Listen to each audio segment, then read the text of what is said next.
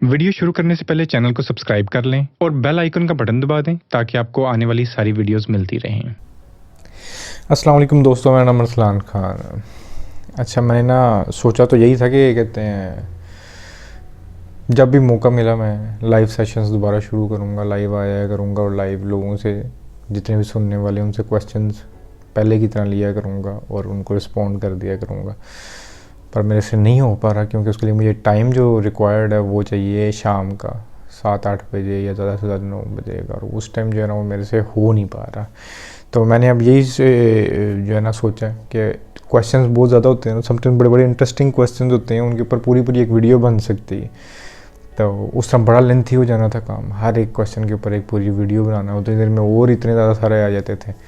तो मैंने यही सोचा है कि मैं एक अलग वीडियो जो है ना वो सिर्फ क्वेश्चन आंसर जो भी आप लोगों के आए होंगे उनको रिस्पॉन्ड कर दिया करूँ। कुछ लोगों के साथ मैं वैसे अगर बात कर रहा होता हूँ मैं वैसे ही क्लियर करता रहता हूँ, बट कई ऐसे क्वेश्चन होते हैं जिनको ज़रा थोड़ा सा डिटेल में बताना होता है और जो और किसी के काम आ सकते हैं, शायद मेरी सजेशन या एडवाइसेज ही होती हैं, तो उनको कुछ थोड़ा फ़ायदा हो जाएगा उसका। तो इसलिए मैंने एक ये जो है ना सीन शुरू किया है कि हर थोड़ी अर्से के बाद जितने को पाइल अप हो जाया करेंगे। यूट्यूब पे क्वेश्चंस हैं, फेसबुक पे कोई क्वेश्चन पूछते हैं, इंस्टाग्राम पे पूछते हैं, मैं वो बुक मार्क रख के ना वो स्क्रीनशॉट्स लेके अपने पास रख लिया करूँगा, उनको रिस्पॉन्ड कर दिया करूँगा।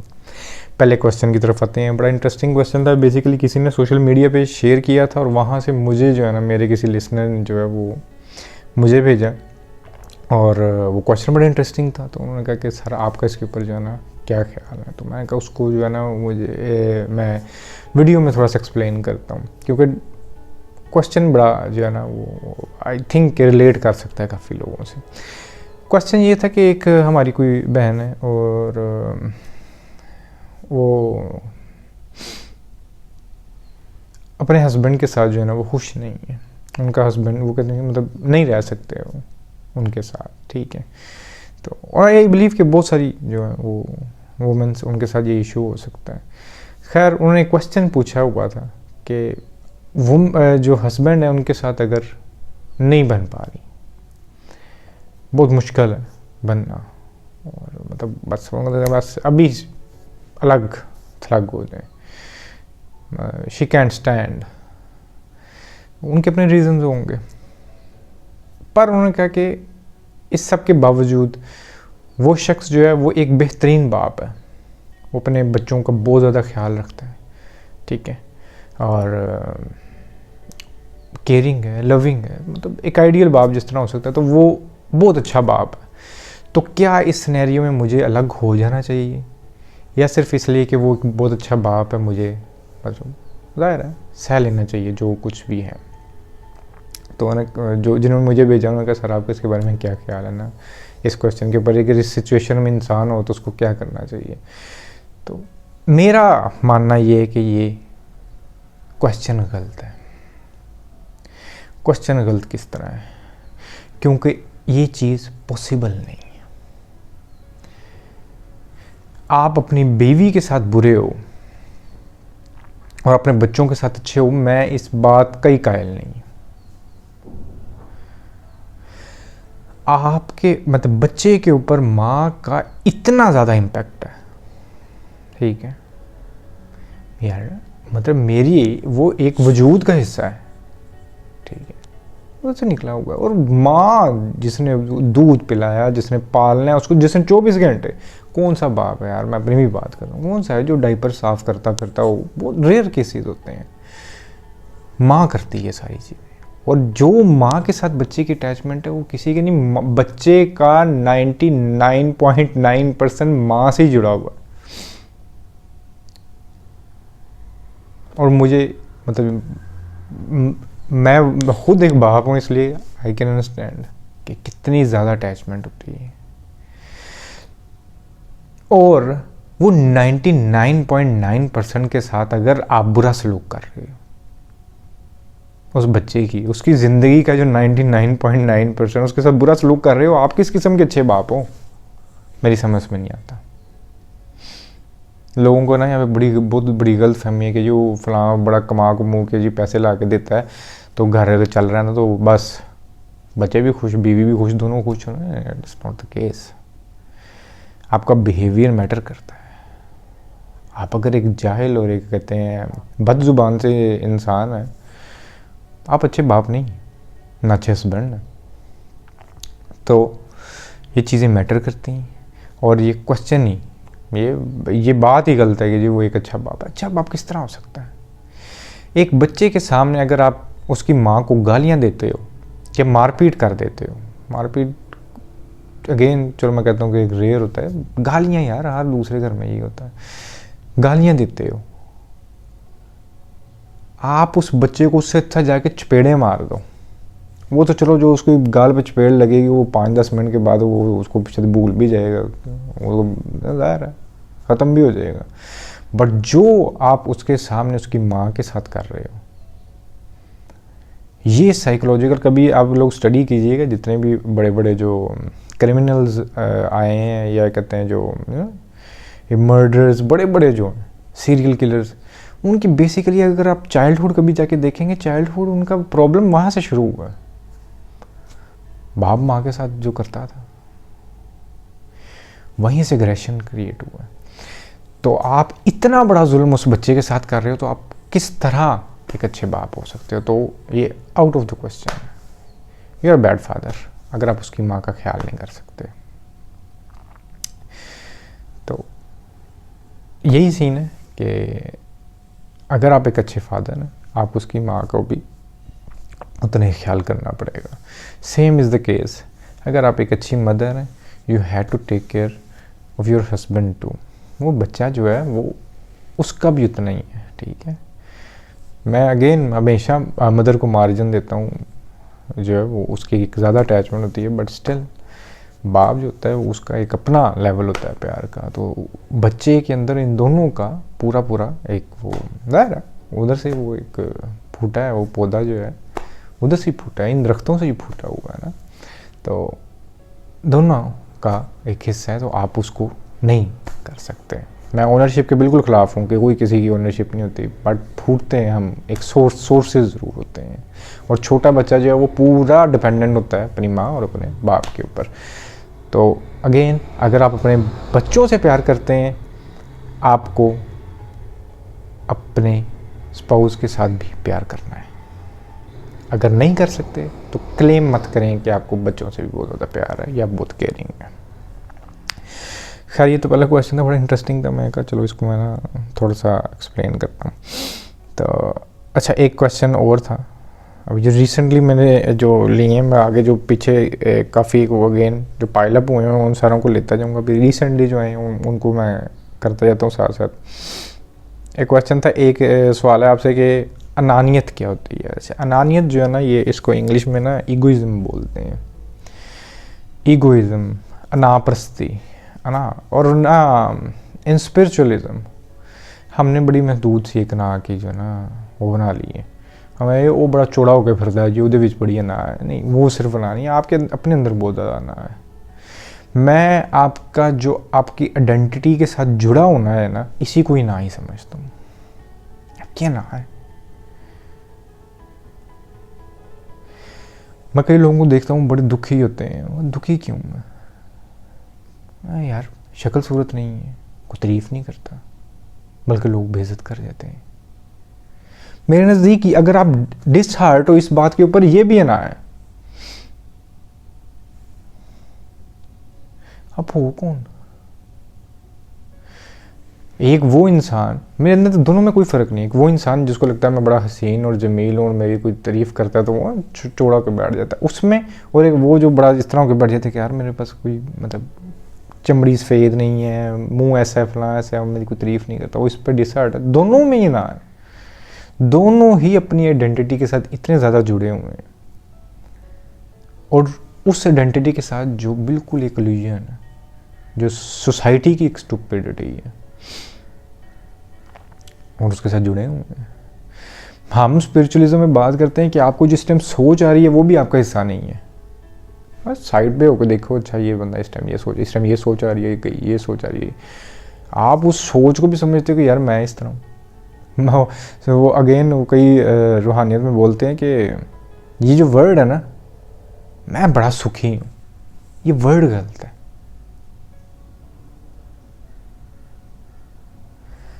वर्ड यूज करो मुझे सुख महसूस हो रहा है, या मतलब सुख आया हुआ है, बस।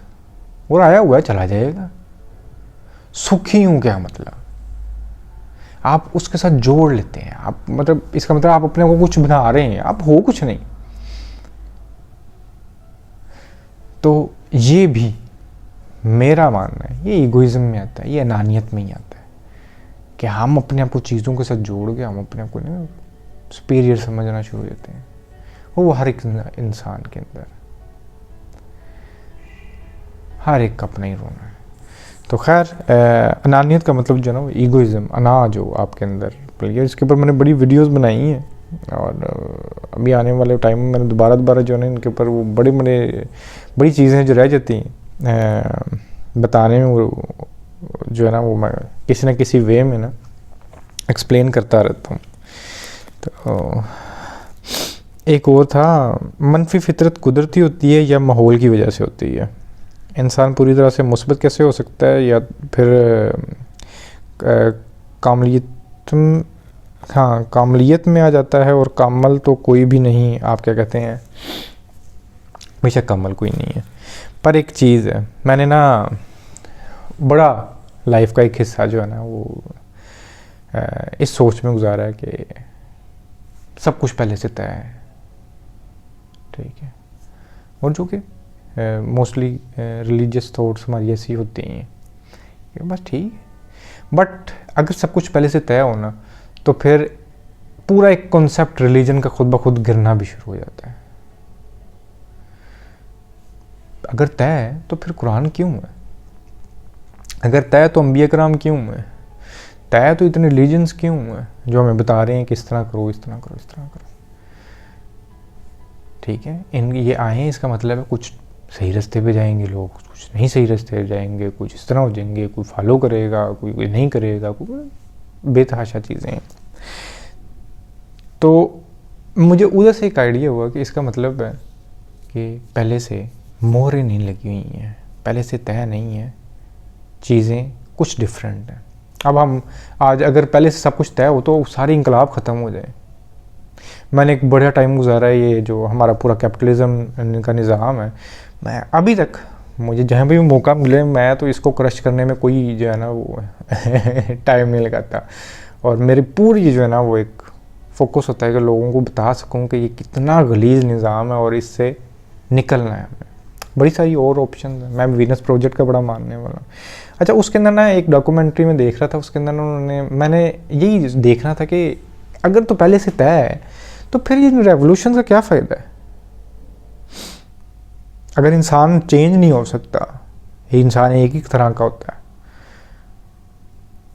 तो फिर तब ना मैंने वो एक डॉक्यूमेंट्री देखी, बड़ी ब्लर्ड है मेरे आगे, पर उसके ना मुझे वो चीदा चीज़ें याद हैं। उसके अंदर कहा था कि अभी ना रिसेंटली वर्क हुआ है कि कुछ जीन्स ऐसे होते हैं, पता नहीं वो मेक्सिको वाली साइड की कोई बात कर रहा था, कहाँ की, कि उनके अंदर ना, उन लोगों के अंदर वो एक पूरा कबीला, उनके अंदर ना एग्रेशन ज़्यादा है। अगर वो हल्की सी भी कंपनी बैड के अंदर बैठेंगे ना, ये हल्का सा भी उनको पुश मिल गया नेगेटिविटी का, वो इस तक करके उसको अडॉप्ट करेंगे और वो नहायत क्रिमिनल किस्म के लोग बन सकते हैं, ठीक है, क्योंकि बचपन से एक नेगेटिविटी है। अब वो नेगेटिविटी जो है वो उनकी जीन्स के अंदर हल्का सा था, सिर्फ एग्रेशन था, बूस्ट कर गए, हल्का सा एटमॉस्फेयर मिला, बूस्ट कर गए।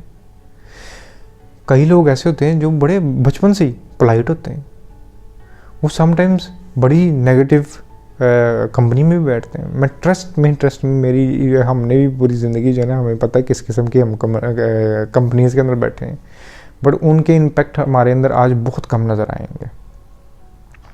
उसकी वजह है कि हम बचपन से कोई बड़े अग्रेसिव नहीं थे, ठीक है, वालिद डिफरेंट नेचर के थे। इसी तरह हम स्पेशली जिन लोगों से मैं बात करता हूँ जिनको एंग्जाइटी या डिप्रेशन, बचपन से ही वो ज़्यादा सोचने वाले हैं, वो एकदम से ज़्यादा सोचने वाले नहीं बने, वो हमेशा से ही सेंसिटिव हैं, हमेशा से ही ज़्यादा सोचते हैं, ज़्यादा फील करते हैं। क्या हुआ, थोड़ी सी सराउंडिंग में थोड़ी सी स्ट्रेस आ गई, लाइफ जैसे ही वो हर एक के पीछे कोई ना कोई रीज़न है। कोई अपने करीब में कोई जो है वो मौत देख लेगा, कोई तो वो बीमारी देख लेगा, कोई कुछ देख लेगा, वो सेंसिटिव है, हाइपर सेंसिटिव है गया। तो ये कुछ कुछ चीज़ें जो कि हमें जो है ना बॉर्न मिलती हैं हमारे जीन्स के अंदर, और फिर जो है वो एनवायरनमेंट। इसलिए कहते हैं कि अगर कोई बचपन से ज़्यादा अग्रेसिव पैदा हो गया, जिस वो डॉक्यूमेंट्री में उन्होंने कहा कि इसका मतलब ये नहीं कि उनको छोड़ दो कि भाई सब ये तो अब है, ये अग्रेसिव है, नहीं, उनको एक्स्ट्रा केयर की ज़रूरत है कि वो नेगेटिविटी इनको टच ना कर सके। ठीक है, बिल्कुल इसी तरह ही जो लोग हाइपर सेंसिटिव हैं उन लोगों का भी आपने टेक केयर करनी है कि उनके सामने एकदम कोई बड़ी बुरी शक्ल लेके चीज़ ना आ जाए। मेरी ज़िंदगी में बड़ी डेथ्स हुई हैं, मेरी ज़िंदगी में बड़ा कुछ देखा है। मुझे जिसका ना चोट लगना, मुझे वो कहते हैं मैं बचपन से ही हाइपर सेंसिटिव सा था, बहुत ज़्यादा सोचता था। मुझे एंग्जाइटी किस तरह पकड़ गई, क्योंकि मैंने एक तवील अरसा, मैंने 2 से 3 साल हॉस्पिटल्स में अपने अब्बू जान के साथ गुजारे, और मैंने इतने हॉरिफिक किस्म के सीन देखे हैं, पूरा बेड ब्लड से भरा हुआ है। मेरे वाला साहब जो हैं वो इतनी पेन सह रहे हैं, और हर वक्त देखते और सडनली फिर जो है वो 2-3 साल के बाद उनकी डेथ। तो ये चीज़ ज़ाहिर है, मैं अगर एक हाइपर सेंसिटिव इंसान हूँ, मेरे भाई भी मेरे साथ थे, उनके अंदर किसी को भी एंग्जाइटी के इश्यूज़ नहीं हुए, वो ठीक है, उसको बना मेरे साथ हो गया, क्योंकि मेरी वो जो थी ना सेंसिटिविटी जो बचपन में मेरे से मुझे मिली हुई है, उसने आके मुझे उसके साथ जब कंबाइन हुआ सराउंडिंग एटमॉस्फेयर, मेरा काम खड़ा। तो इसलिए हर इंसान को आपको पता चल जाता है। आप किसी बच्चे को जब पाल रहे होंगे ना, आपको हल्का सा आइडिया हो जाएगा कि यार ये बच्चा बचपन से किस तरह का है, कुछ चीज़ें उसकी जीन्स के अंदर हैं। ट्रस्ट में थोड़ा सा गौर करेंगे, आपको हर बच्चे का समझ आना शुरू हो जाएगा कि यार इस बच्चे का पैटर्न किस किस्म का है। अग्रेसिव तो नहीं है, अग्रेसिव है ज़्यादा ध्यान रखो कि यार इधर ज़्यादा निकल जाए। पोलाइट है, ज़्यादा ध्यान रखो यार इसको कुछ स्ट्रेसफुल चीज़ें ना एकदम इसको एक्सपोज ना हो जाए उनके आगे। एंग्जाइटी हो सकती है, डिप्रेशन हो सकता है, डिसऑर्डर्स हो सकते हैं। तो इसलिए दोनों ही चीज़ें मैटर करती हैं आपका पैदाइश में, आपकी जीन्स, ये मतलब जो भी आपका प्रोसेस है, और दूसरा आपके इर्द गिर्द का एटमॉस्फेयर, ये दोनों कंबाइन हो के ही ये होता है। अच्छा, एक और क्वेश्चन है, ये अगेन एंग्जाइटी से रिलेटेड है। इस्लाम में एंग्जाइटी और डिप्रेशन से इंसान पागल तो नहीं होता, इस पर वीडियो बना दीजिएगा। अब वीडियो तो नहीं मेरे से बनेगी, क्योंकि मैंने एक वीडियो इसके पर पहले बहुत देर पहले एक शायद बनाई थी, तो इसको मैं आंसर ये कर देता हूँ कि ये जो हमारा ये भी एंग्जाइटी है। एंग्जाइटी ने बड़े रंग लेने होते हैं, आपने इधर से पकड़ा इधर से। वो मैंने हमेशा बोला है कि हमारी जो ना ये स्पेशली जनरल एंग्जाइटी, इसके एक बड़ी प्यारी एग्जांपल देते हैं कि ये पानी की तरह है, इधर बंद होगी उधर से निकल जाएगी, उधर बंद होगी उधर से निकल जाएगी, उधर जिधर निकलेगा वो निकल ही जाएगी। किसी ना किसी जगह से आपको पकड़ लेना है उसने, ठीक है। आपको अगर ब्लड प्रेशर फोबिया नहीं, आपको कार्डियोफोबिया हो जाएगा। कार्डियोफोबिया नहीं, आपको लगेगा मेरा टीबी हो गया, आपको ऐसे नहीं लगेगा आपको ये हो गया, आपको मेरा लंप आ गया, मेरा ये हो गया, कुछ ना कुछ आपके साथ लगा ही रखेगी। और अगर वो किसी तरफ से अगर आपके वो जो है ना आपको उसको जाने नहीं ना दे रहे, तो एक ये चीज़ है, मैं कहीं पागल तो नहीं हो जाऊँगा। और ये बहुत बड़ा फोबिया है, लोगों को लगता है कि हम अपना दिमाग लूज कर जाएंगे। ज़ाहिर है कंट्रोल में तो जिस टाइम हम पैनिक हुए तो मेरे कंट्रोल में थोड़ी होता है, तो इसलिए हम लगता है कि बस पागल हो जाएंगे। तो उनका जो क्वेश्चन है कि क्या इससे पागल तो होते हैं, बिल्कुल पागल नहीं होते, जो मर्जी कर लो आप पागल नहीं होते, ठीक है। तो इसको सोचना ही छोड़ दें। मैं तो इसको बड़ा डिफरेंटली लेता हूँ। अब जिस टाइम मेरे साथ ये सीन हुआ ना, मुझे बहुत ज़्यादा इसका खौफ होना चाहिए यार, मेरे साथ 24 घंटे एक ऊपर से इंसोमनियक बंदा वैसे ही थोड़ा सा ज़ोंबी होता है, उसको समझ नहीं आती। तो मुझे लगता है मैं दिमागी तौर पे पागल हूँ, और मैं तो बिल्कुल ही बस जाने लगा हूँ, कंट्रोल तो है ही नहीं मेरा। तो अब इसको कोप किस तरह करना था, या तो ये कि यार नहीं कुछ होगा, मैं कोशिश करता हूँ फिलहाल, नहीं कोई काम नहीं करना, बिल्कुल सीधा सा काम करो। अच्छा यार पागल हो जाऊँगा ना, हो जाऊँ। और लिटरली मैं यही बोलता था, यार पागल ही हो जाऊँगा ना, हो जाऊँ।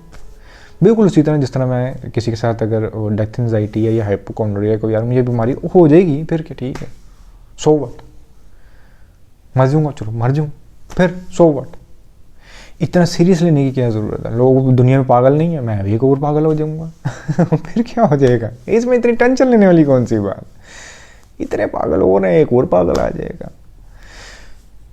जैसे ही आपने इस तरह सोचना शुरू किया, आपकी एंग्जाइटी भाग जाती है, आपकी ये एंग्शियसनेस कम से कम इधर से तो दूर हो जाएगी कि यार मैं पागल तो नहीं हो जाऊँगा, हो जाऊँ। मुझे बड़ा डर लगता था कि यार मैं 4 लोगों में बैठा हूँ, मैं एकदम फेंट ना हो जाऊँ। पैनिक अटैक आता है ना, वरना बिल्कुल अच्छा लगता है, बस इधर ही मैं दिल्ली बंद में मैं लेट जाऊँगा, हल्की सी मुझे फील भी होना कि यार अजीब सा कि यार ये लोग क्या कहेंगे, ये क्या पागल सा बंदा है, हमने साथ बिठाया, वो अजीब सी हरकतें कर रहा है। मुझे एकदम फेंट भी हो गया, बेचारे मुझे हॉस्पिटल लेके जाएंगे, पता नहीं क्या सोचता रहता था बैठ के। और मैंने इसका यही इलाज देखा, मैंने आइंदा मैं लोगों के बीच में अगर बैठा हूँ तो मैं यही करता था, मुझे पैनिक अगर को होने लगता मैं मुझे फेंट हो जाऊँगा, हो जाऊँगा, लेट गया तो लेट गया, फिर देखें यही सामने बैठ के ये पागल समझेंगे, समझते नहीं यार पागल, सो व्हाट। तो ये चीज़ सिर्फ अंदर लेके आनी है। आप देखिएगा कि आपकी एंग्जाइटी कैसे भागती है यहाँ से, थोड़ी अरसे में सिर्फ सो व्हाट, क्या हो जाएगा यार। तो मैंने तो ये मंत्र बनाया हुआ है, अक्सर मेरे से लोग पूछते हैं ना कोई कि इसका हम क्या करें सर, इसका यार ये मंत्र है मेरा इसको अपना लो, जान छूट जाएगी कसम से आपकी, थोड़ी सी हैबिट बन जाएगी, सुकून हो जाएगा। अच्छा, अब आखिरी क्वेश्चन है, ये कहते हैं, ये मेरे से रिलेटेड क्वेश्चन है, तो जिसको नहीं पता मेरे बारे में तो थोड़ा सा मैं बता देता हूँ। उन्होंने कहा जी व्हाट्स योर एज, मेरी उम्र क्या है। खैर जी, आज 31 दिसंबर, आज मेरा हैप्पी बर्थडे था, तो आज मैं 33 साल का पूरा हूँ। I mean, मैं आज 33 ईयर्स का हो गया। और एंड यू आर मैरिड? बिल्कुल सर, आई एम मैरिड। मेरा एक छोटा सा नन्नू भी है, छोटा सा मेरा बेबी है, और जो लोग मुझे रेगुलर देखते हैं इंस्टा वगैरह पर, उनको पता है कि मेरी एक छोटी बेटी है। और your house is so silence place. अच्छा, पता नहीं तो पिछली वीडियोस में तो नहीं मुझे कभी इस तरह का कंप्लेंट कहीं उन्होंने ये ज़रूर कहा कि शोर वगैरह होता है। तो आजकल ये कि ये पीछे मेरा जो भाई है, अगेन काफ़ी लोगों को पता होगा कि मेरा भाई जो है वो, उसका एक बैंड है, ग्रैंड बैंड, म्यूज़िक वगैरह करता है। तो ये बेसिकली उसने अपने रूम को ही ना, यहाँ मैं वीडियोस बनाता था, तो उसने इस रूम को ना वो बना लिया है अपना स्टूडियो ना। तो उसकी वजह से इसने ना ये पीछे ये, इसको पता नहीं क्या बोलते हैं, साउंड वगैरह को करने के लिए ना, ये पीछे पड़े हुए हैं, मुझे इनके नाम भी नहीं पता है क्या बोलते हैं। तो ये उसने जो है ना कहीं से मंगवाए थे, तो ये सारे कमरे में लगाए हैं। तो ये क्या करते हैं, ये आपकी जो आवाज़ है ना, क्योंकि उसने इधर रिकॉर्डिंग करनी होती है अपने म्यूज़िक वगैरह की, अपने सॉन्ग्स वगैरह की, तो ये जो है ना उस आवाज़ को बाहर से, एक तो आवाज़ें कम आएंगी, और जो जहाँ पर भी आवाज़ है ना उसकी गूंज नहीं होगी, वो आवाज़ बिल्कुल क्लीन और साफ़ होगी। तो ये काम करते हैं। तो शायद इसकी वजह से आपको लग रहा होगा कि घर के अंदर साइलेंस वगैरह, वरना घर के अंदर साइलेंस नहीं। माशाल्लाह मेरी भतीजी हैं, घर मेरे भाई हैं, मेरा अपना बेबी है, वाइफ, सारे होते हैं। पर ये कि इस रूम के अंदर आप ज़रा थोड़े से साउंड प्रूफ होते हो। तो खैर आज की वीडियो को यहाँ पे हम ख़त्म करते हैं। अगेन थोड़ी सी लंबी हो गई है। जो क्वेश्चंस हों आप चाहते हैं कि वो उनको क्वेश्चन के आंसर्स मैं करूं, वो आप मुझे इंस्टा पे arsi.khan.94 इस पे भेज सकते हो। नहीं तो मुझे इधर यूट्यूब पे नीचे कमेंट्स में भी आप भेज सकते हो, मैं यहाँ से ले लूँगा। तो आई विल मेक श्योर कि आपके जो क्वेश्चंस होंगे उनके ऊपर जितना मेरा इल्म है या जितना मैं जानता हूँ अपने हिसाब से रिस्पॉन्ड कर सकूँ। अल्लाह हाफिज़।